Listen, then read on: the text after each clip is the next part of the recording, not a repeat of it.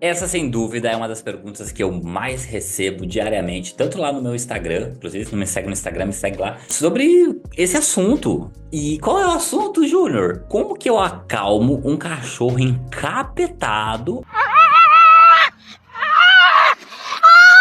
ou um cachorro extremamente ansioso que tá querendo mastigar o meu braço dentro do salão de banho e tosa? Então vem comigo aqui que eu vou te explicar de uma vez por todas, tá? Bom, quando eu comecei a trabalhar na área, né, isso já fazem 18 anos, eu tive muitas experiências ruins lidando com cães medrosos e cães agressivos, né? E eu peguei um certo trauma de lidar com cães desse jeito. Tanto é que eu lembro que quando chegava um cachorro nessa situação e ele era colocado ali na gaiola e eu ia pegar ele começava a rosnar pra mim, eu começava a sentir um negócio muito ruim na minha barriga, sabe aquele desconforto, tipo, medo mesmo, tipo, desconforto de ter que estar passando por essa situação. E eu não pensava muito no cachorro, eu pensava mais em mim, no quanto eu me lascaria fazendo tudo isso. Depois de 10 anos, né, quando eu comecei a estudar mais sobre comportamento canino de cachorro, em específico, e estudar a história dos cães, né, o processo evolutivo que trouxe o cão até o que nós temos hoje e as diversas raças que existem, né, o processo de criação e desenvolvimento dessas raças, para que elas foram criadas e todos os efeitos colaterais que a humanização trouxe para os cães. Hoje eu percebo que eu deveria talvez me preocupar muito mais com o cão do que necessariamente comigo nessa situação. Então hoje eu percebo que a gente tem vários problemas dentro do salão de banho e tosa e é muito importante a gente trazer esse assunto à tona, que é falar sobre a negligência que muitos tutores têm com os próprios cães, a começar pelo processo de humanização em excesso. O que é humanizar em excesso o cachorro? É tentar trazer para o cachorro sentimentos que não são da biologia dele e sim do comportamento humano, como por exemplo, falar, né? Cães não falam, quem fala é ser humano, o ser humano que tem a capacidade cognitiva de imaginar e reproduzir o que ele está pensando através de sons, onde outras pessoas conseguem interpretar e assim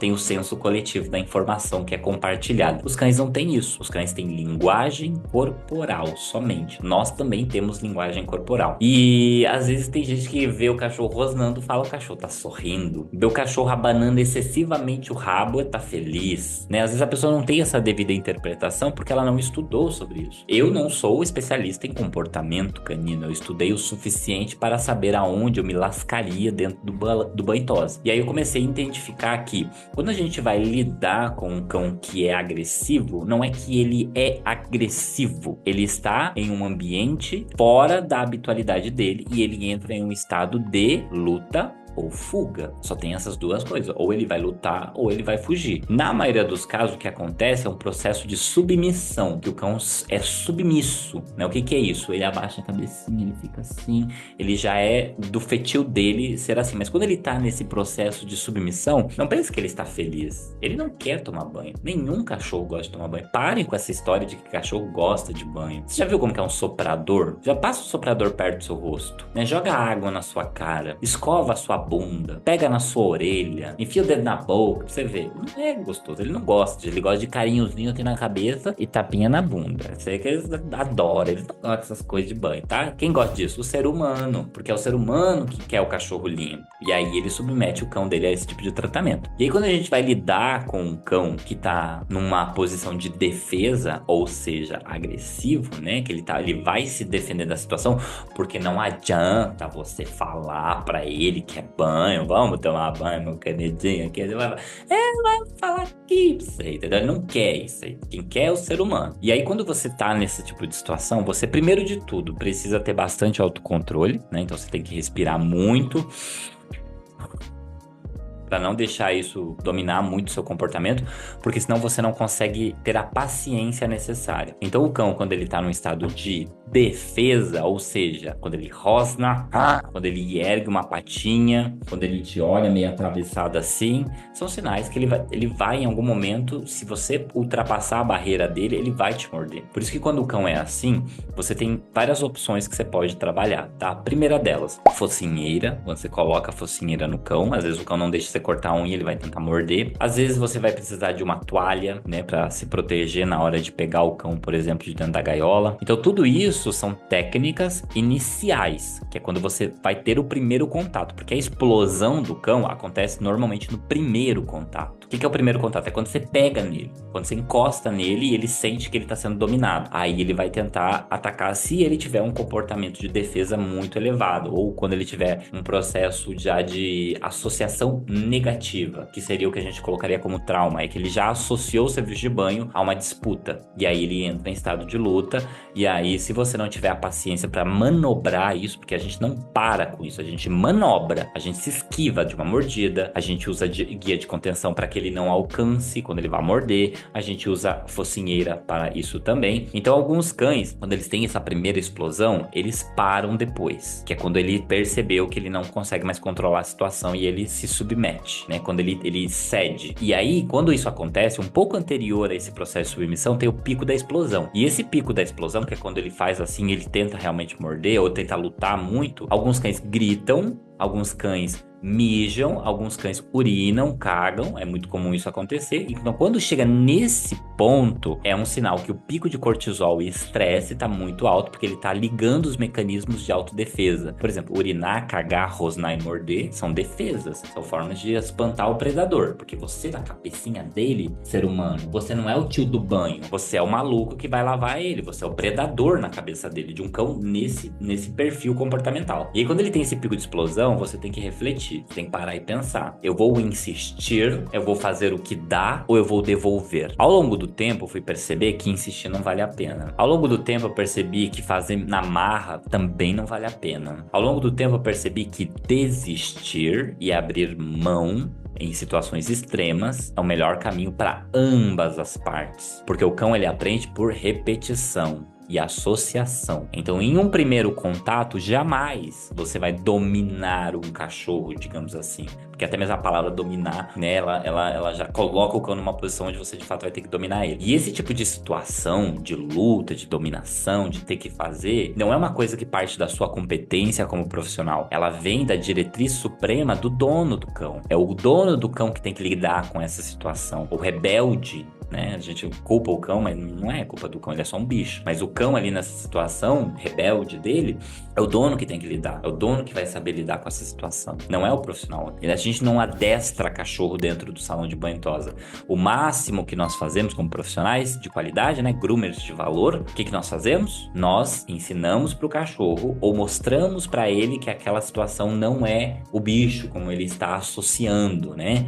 A gente tenta associar de forma mais suave. Como, Júnior? Um exemplo. Se o cão não deixa cortar a unha, né? Você não vai cortar as 5 unhas de uma vez. Você vai tentar cortar uma. Você vai tentar desensibilizar a pata dele. O que é isso, cara? Você vai tentar encostar na pata do cachorro, ele vai puxar assim, entendeu? E aí você vai ter que pegar a pata dele, fazer uma massagenzinha. Aí entra a comunicação sonora, com palavras. A gente usa o shh pro cachorro parar, que daí é um tom mais forte, mais agressivo, digamos assim, para contrabalancear ele, para ele ceder. Ou a gente usa uma comunicação mais assim, bebezinho, bebezinho, tá. Por quê? Porque ele não é porque isso funciona, mas é uma linguagem quase que universal entre os humanos, não entre os cães. É uma linguagem universal entre os humanos, essa coisa de falar igual criança, igual filhote, essa coisa da voz extremamente aguda. E normalmente essa voz é utilizada em momentos de muito prazer do cão. Quando o dono chega em casa, ele fala, bebezinho. Quando ele vai passar um cariozinho na cabeça do cachorro na cama, ele fala, nenetinho do malvado,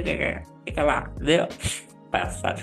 E aí esse tom de voz faz com que ele relembre o comportamento gostoso e ele pode começar a associar o toque ao som e ser um pouco mais responsivo na questão do procedimento. Ele vai começar a ceder um pouco mais até que chega um ponto que ele deixa, ou ele luta menos. E aí você tá ganhando pontos. Mas se toda vez que o cão vem pra cortar a unha e toda vez é uma luta, toda vez ele vai se estressar e toda vez ele vai morder e toda vez ele vai cagar, tá bom? Então quando a gente vai trabalhar no banho e tosa, a gente precisa refletir muito sobre isso. Já os cães ansiosos são cães que não param quieto. São cães que necessariamente não mordem, mas pelo nível de ansiedade e energia acumulada, ele pode vir a ter um momento de explosão, onde ele vai destravar e vai liberar toda a energia dele no momento do ataque. E aí é aquele cachorro que nunca mordeu e do nada vai morder e estraçalhar, porque ele vai liberar tudo. Com quais raças é comum acontecer isso? Principalmente com cães que são privados de atividade física, cães que ficam muito dentro de casa e cães que têm um comportamento mais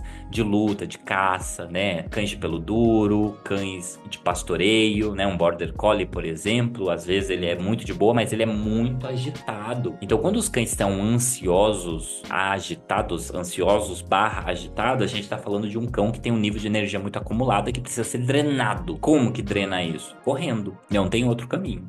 É correndo. Não, você não vai gastar a ansiedade de um cão, porque ansiedade é energia acumulada. Se você pega uma pessoa que tem ansiedade, normalmente essa pessoa não pratica uma atividade física. Bota essa pessoa correr na esteira 40 minutos, vê se ela não vai deixar de ficar ansiosa rapidinho. Porque daí tem picos, né? Quando você vai correr, o teu cérebro é inundado por dopamina para você ter a motivação para então correr. Quando você termina de correr, o teu cérebro é inundado por serotonina e hormônios de relaxamento para você parar. A mesma coisa. Gente, é mamífero, entendeu? Quase a mesma coisa. E aí, nessa situação, é mais fácil lidar com um cão ansioso, quando ele tá com o cérebro inundado de hormônios que fazem ele parar, né? Quando ele está com a energia já drenada, aí sim você vai lidar com o cão. Isso é válido, inclusive, até mesmo para cães agressivos, porque normalmente o cão agressivo é o cão que também é um pouco ansioso, que tá sempre em estado de alerta, que não confia, que tem esse problema. Então, se você lida com um cão ansioso, pede pro cliente passear com ele antes do banho, ou você pode vender para ele um serviço de passeio. Você vai perceber que o trabalho vai ser muito mais bem feito, você vai ter um cão muito mais tranquilo na banheira. Às vezes ele pode até ficar ansioso, mas quando você chamar a atenção, ele vai ter menos energia, então ele vai ceder com mais facilidade. É muito melhor para manobrar, digamos assim, o cachorro, tá bom? Espero ter ajudado vocês até aqui, espero que isso tenha sido útil. Se você passa por situações onde você lida com cães desse tipo, coloca aqui nos comentários, conta pra gente como é que você lida com um cachorro bravo. Você bota a focinheira, você insiste, você devolve, porque isso é muito importante, porque assim a gente tem base para produzir mais conteúdos aqui para vocês, tá bom? Um beijo. Sejam todos muito felizes. Não esquece de se inscrever nesse canal, deixar o seu like. E é isso. Sejam todos muito felizes e até o próximo vídeo.